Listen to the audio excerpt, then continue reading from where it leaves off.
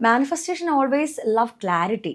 മനസ്സിലായോ? Manifestation love ക്ലാരിറ്റിനെക്കാട്ടിലും our creator loves clarity എന്നുള്ളതാണ്. ഇപ്പം നേരത്തെ ഞാൻ നമ്മുടെ ജ്യൂസ് ഓർഡർ ചെയ്യാൻ നേരത്ത് അഞ്ജുവിൻ്റെ അടുത്ത് ചോദിച്ചു എന്ത് ജ്യൂസാണ്, എനിക്ക് എന്തെങ്കിലും മതി എന്ന്. അപ്പം ഞാൻ പറഞ്ഞൊരു കാര്യമുണ്ട്, അഞ്ജു ക്ലാരിറ്റി ഉണ്ടെങ്കിൽ നമുക്ക് അത് തന്നെ കിട്ടുകയുള്ളൂ എന്ന്.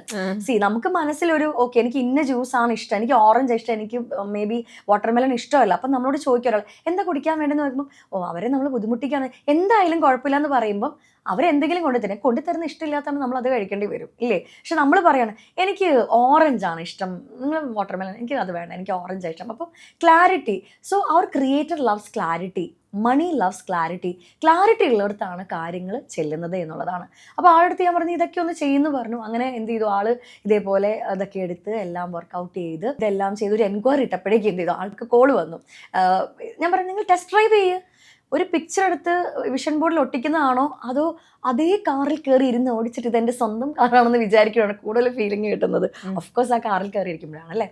അപ്പോൾ അവൾ പറഞ്ഞു മാം എന്നെ അപ്പം തന്നെ അവരെന്നെ വിളിച്ചു. ഇവരുടെ വിളി വന്നപ്പോൾ തന്നെ എൻ്റെ നെഞ്ച് കിടന്ന് ഇടിക്കാൻ തുടങ്ങി. എനിക്ക് എന്തൊക്കെയോ ഇനി ഹീൽ ചെയ്യാനുണ്ട് മാം, അടുത്ത ആഴ്ചയൊക്കെ എനിക്ക് സമയം ഉണ്ടായിരുന്നു പോകണം, എന്നാലും ഞാൻ പറഞ്ഞു അടുത്ത ആഴ്ച ഫുള്ള് ഞാൻ ബിസിയാണെന്ന് പറഞ്ഞു. ബ്ലോക്ക് ഓഫ് കോഴ്സ് ഇതിപ്പോൾ ആളുടെ കാര്യത്തിൽ മാത്രം നടന്നൊരു കാര്യമല്ല. ഓരോരുത്തരും